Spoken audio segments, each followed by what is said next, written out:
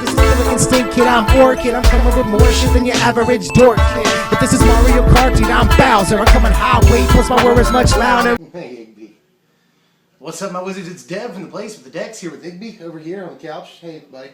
We're here to talk about budget white-black allies, which is actually like super good. Been testing with it and having a lot of fun. Orzhov's my favorite guild. I expected this deck to be awesome, and it turns out it is. I'm going to make this the norm from now on. At the end of this deck tech, not only will I give you the budget deck, but I will give you an upgraded version of it for if you have a few dollars in your wallet, or if you want to sort of upgrade the deck as you go. You know, that's a lot of fun to be able to do that, and we'll have a long time to do it because a lot of these cards come straight from BFZ, meaning they'll be relevant for a long time. Two more things. There is a Mardu Allies deck, obviously, that uses like March from the Tomb and I think it's Chasm guy, the haste guy, to sort of have a combo-y effect, you know. And there's also a maybe Orzhov or maybe even Mardu. There's a couple of things you could do with this deck that I really, really like.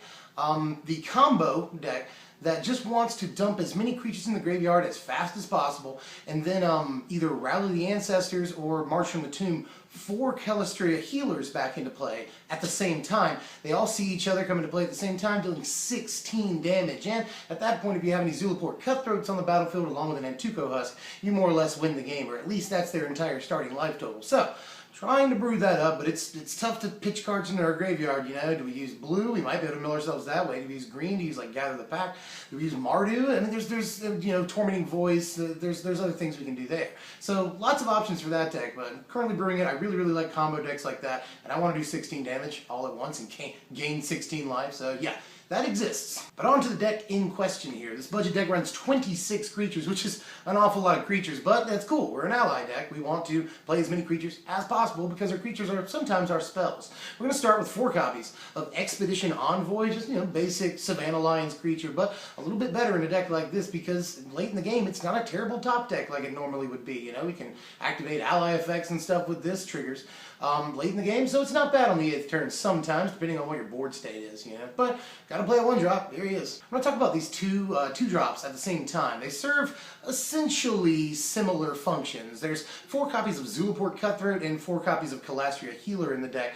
Cutthroat especially, I think, is gonna have pretty decent standard implications. A Blood Artist type creature is always good, you know. Both of these creatures provide like insane incremental, you know, advantage or value for you, whatever you want to say.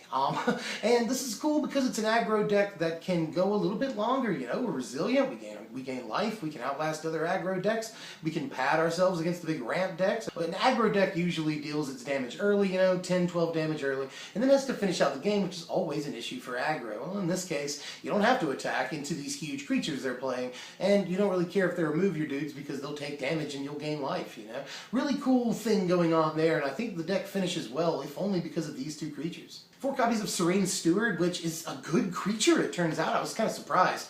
I tested the card, I thought maybe it'd be okay.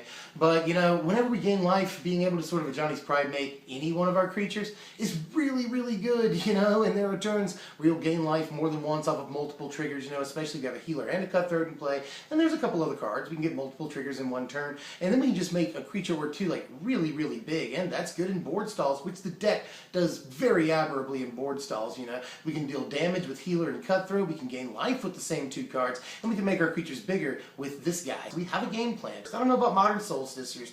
Maybe that deck has a Johnny's Pride made already, but it could replace a couple of the cards in the budget version. But in any case, in Standard, I enjoy the card, especially in these budget builds. 3 copies of Kor Bladewhirl in the deck, continuing on the 2-drop train here. There's a lot of 2-drops in the deck. Bladewhirl, you know, it's sort of a flexible slot, but works pretty well in early turns, especially, you know, you drop Envoy, the 2/1, first turn, second turn, depending on play or draw, you know, it works well either way, actually, play or draw, if you're competing against their 1-drop or their 2-drop. Being able to give that creature first strike, Envoy, is not bad, you know, against a lot of even 2-drops in the format. Later on, it still has some value, again, because it's an ally and can sort of function as a spell depending on what's on the board. 4 copies of Lantern Scout in the budget build, right now about 75 cents, you know, it's some of the money in the deck, but pretty important card, and testing this is really good. It can just be a blowout. Yeah, he's a lightning rod, he gets killed, he's only got the 2 toughness, he's very fragile, a paper tiger, but also a spell, you know, it doesn't matter if they kill him, you know, right after he comes into play. As long as he resolves, all your dudes getting lifelink is very good, especially late in the game. The card's fine.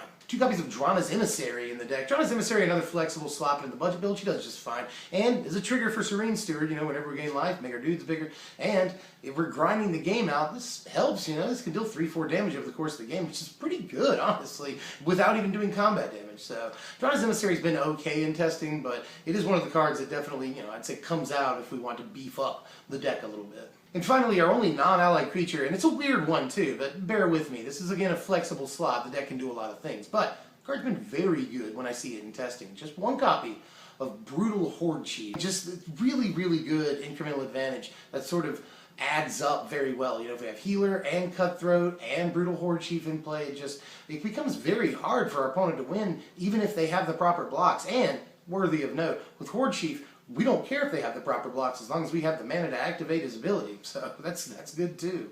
Into the spells, we're playing 11 spells. White and black, very good in removal, and black good in disruption. So we are going to play 3 copies of Duress in the main deck. This is going to be really good against mostly mass removal. I think control is a thing in the format, but even some aggro decks, considerably, speaking the landfall deck, we're going to play a lot of instants and sorceries as well, and things we can rip out of their hand. We can also rip planeswalkers, which are going to be really important in this format. A lot of playable planeswalkers in this format. Not even to mention the Magic Origins ones, which we cannot rip with Duress, but they're, you know, Obnixilis, Gideon, they're going to see play. So Duress is fine in this format, even against non-control decks that want to play like a Tarkus Command and possibly Swell of Growth and a couple of other things, you know, pump spells.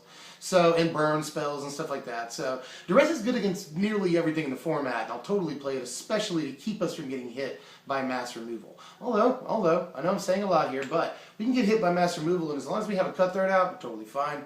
I mean, dealing, you know, 3 or 4 damage when they languish is not something they want. Into the removal, which is most of the rest of the deck. 2 copies, and it could be more, possibly 3 actually, but I'm playing 2 copies of Valorous Stance in the main deck. Not only does this protect key creatures, which we do want to do sometimes, but kills bigger creatures that just totally blow us out in combat. You know, most notably Siege Rhino. That card is a real pain in the butt for playing every deck in the format, but us especially. You know, we've got a lot of small dudes, and once they play a dude like Siege Rhino, it gets a little tougher. So, being able to Valorous Stance that away is very important. We're also playing 1 copy of Ultimate Price, which, you know, I do think it's a little bit worse in this format with colorless creatures, Hangerback Walker being so big. But there are still a fair amount of monocolored creatures, you know, in red, and the Landfall deck, that's important. The mono white deck and the mono black deck are both maybe going to be a thing, especially the mono white. I think that survives the rotation. But in any case, plenty of monocolored creatures to justify at least the 1-of copy of Ultimate Price in the deck. We are playing 2 Stasis Snare, very, very good at instant speed, and is also good at helping us take out those later game threats that they're bound to play to try to outclass us and just run over us. So Stasis Snare is very important for the deck, and is good at the 3-drop slot. You know, we're not playing too much in that slot, and is good to sort of, you know, control the board and help us, you know, keep getting the advantage we need to get off of smaller creatures. 1 copy of Murderous Cut, we're putting a lot of dudes into the yard, and though we are playing 1 card that gets guys out of the graveyard, Murderous Cut is still something we definitely want to play, even if we can only play it, you know, for 3 mana some of the time. That's fine. We will get the full just 1 mana on occasion, and Murderous Cut is just always good. It's a very good piece of removal. I want to play it. And then 1 copy of Utter End to finish off the removal in the deck. You don't have to play this Utter End, but it's been very good for me in testing. You know, again, Planeswalkers, very, very important in this format. Plus, people are going to be playing, you know, Demonic Pact and, you know, Hangerback Walker, and this is good against that. So, you know, I like Utter End in the format. It's a little heavy for this deck, but we're playing 5 drops, and we've got the lands, I think, to be able to pull it off. So I at least want to play 1 copy of Utter End to get rid of any threat. That's very important. And then finally, to finish the main deck off, 1 copy of March from the Tomb. Now, we could just play Rally the Ancestors, but March from the Tomb lets the creatures stay around for longer, and that seems fine to me, although Rally would also be okay. And if we've got a lot of Kalastria Healers in the graveyard, it's only 4 to bring back, you know, as many Healers and Cutthroats as we have in the graveyard at the time, and that can be game-ending. But we can do the same thing with March from the Tomb, essentially, you know. So I've picked March from the Tomb because I wanted to play it, and it's been good when I see it in testing. Really good refill for an aggro deck, and is interesting because, you know, play or draw, it curves after, you know, Languish, or even in Hostilities, or Planar Outburst, or whatever we're playing at 5 for Mass Removal. It responds to those really, really well. You know, they tap out for a Languish, next turn you March from the Tomb if you're on the play.